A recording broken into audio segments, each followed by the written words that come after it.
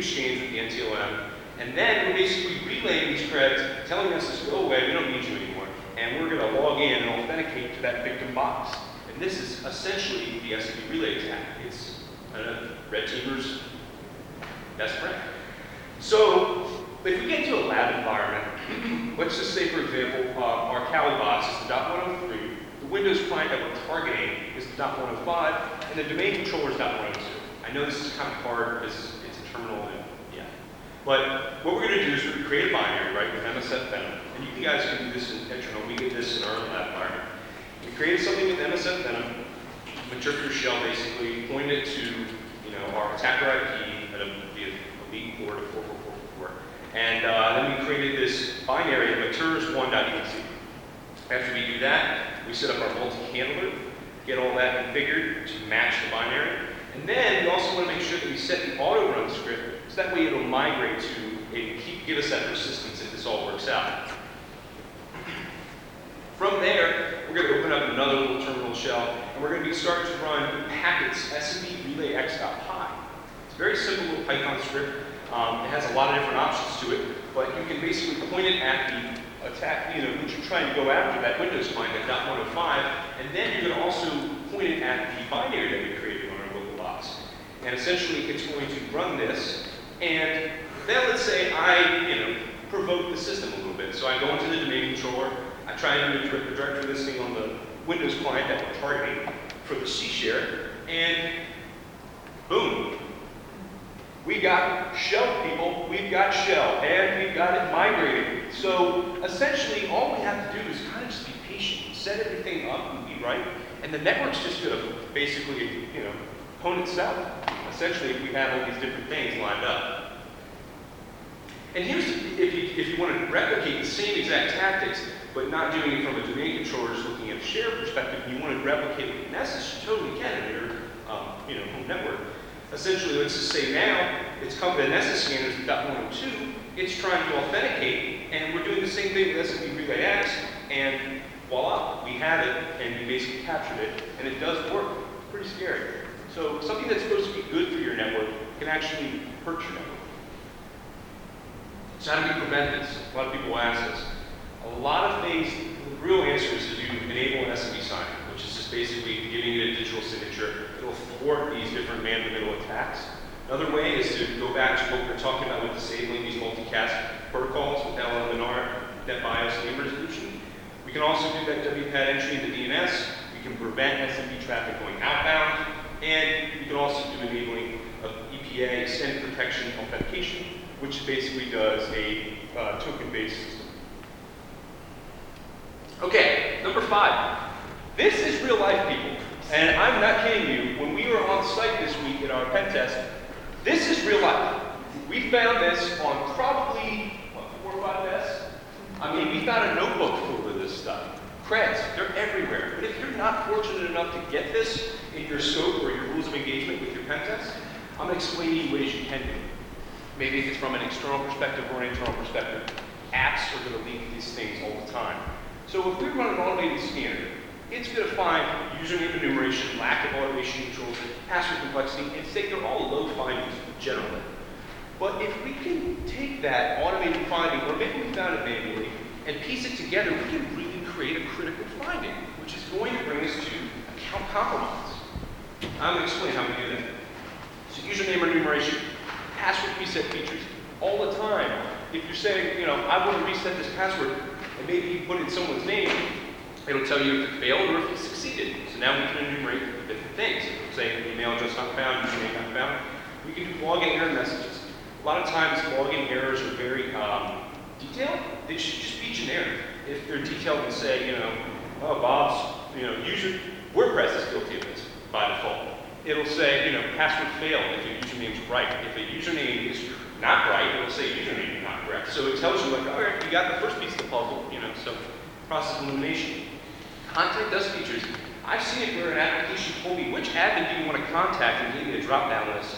So now I know all your admins and their usernames or email structure, so thank you. I'm going to add that to my brute force list. Timing with login attempts. This is really good when you're doing your intruder sessions with Burp. Anyone who does external pen testing will see this. Sometimes when you get a valid thing, it may be shorter or longer. with the response time. So look for those anomalies, not just the status codes and the content length. Also look at the timing, and a lot of people don't think about that. User registration, that username already exists. This is hard to kind of stop the bleeding on, but let's say I go and try and make an account for Zach. Well, it's taken, so I'm going to be Zach1. Well, I know Zach's account, so I just can add it to the list, especially when it's when a pen test. Various error messages. Look at the HTML source code. Sometimes things are left there, little Easter eggs that developers forget about. Use your Google hack and use your OSEC. Use that Shodan census for passive reconnaissance. Use your Nmap and masking for your active reconnaissance and probing services. And sometimes the application just flat out tells you.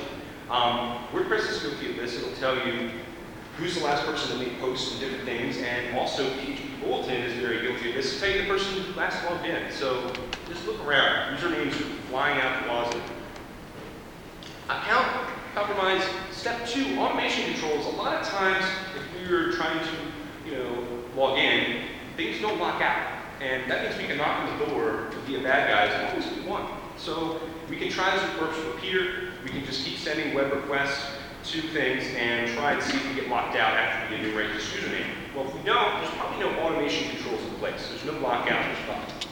So if there's no lockout or no CAPTCHA, then essentially we can probably just knock on the door all day until we get in. A lot of times too, you may think that one login is good, so all the other logins are safe too. Developers will just focus on the main login, and this happened with Facebook. And then their mobile interface to the API is just not as secure. So always kind of look at all the login interfaces.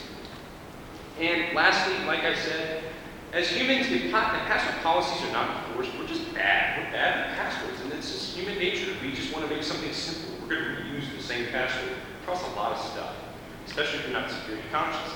Passwords being the same as the username. Variations of password. The month and year. We saw this, and this actually worked this past week. We saw, I think it said fall or spring or summer, it doesn't matter. But then the company name plus the year was domain admin as well. Okay, so yeah, it's just sad that this is the reality we live in, it's a commercial entity.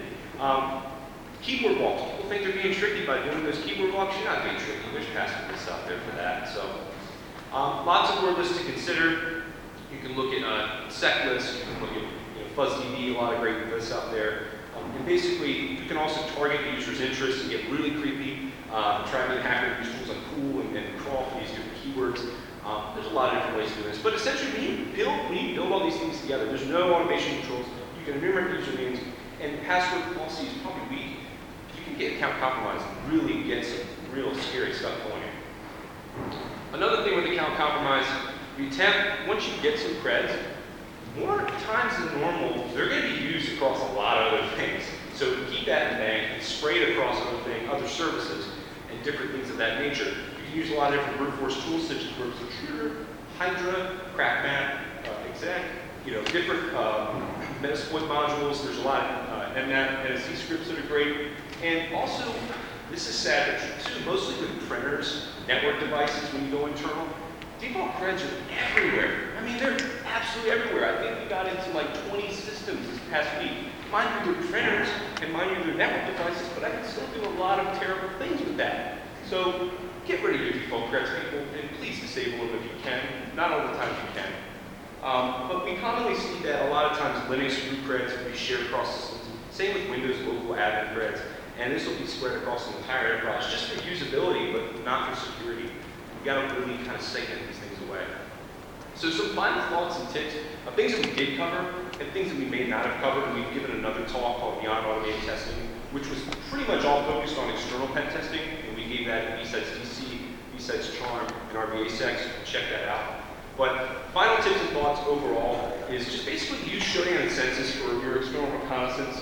They're great passive tools. They have APIs, they have GUIs. They're awesome. They're great for the community. They do all the work for you without even sending a packet on your behalf. You can look into an organization in your pen test way before you even start.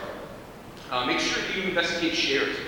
So a great tool that basically just wraps a lot of SMB checks in Perl is enum for Linux. It'll try and grab different shares. It'll try and grab information on the systems you're going against. Try and also tell you the password policy. It's pretty interesting. Unlinked content enumeration. Web applications, it's not all what you see. You have to not go beyond that sitemap and link content. unlinked content really gives you that treasure chest of bones that we found, like say, like Andrew did with that debug.php. That was unlinked content. Passwords written down sticky notes. Yeah, before OPSEC is there, it's always around, it's going to happen. If that's in your engagement with physical pen testing, use it to your advantage. It works a lot. Can you call the help desk? I tried this past week. It did not work. It's worked other times. I called and tried to social engineer the help desk and saying, hey, what was the guy's name? Tom. I'm Tom from Plains. And hey, I'm just trying to essentially reset my password. And he goes, Tom, you don't sound like your voice. So sometimes it doesn't work. I said I had a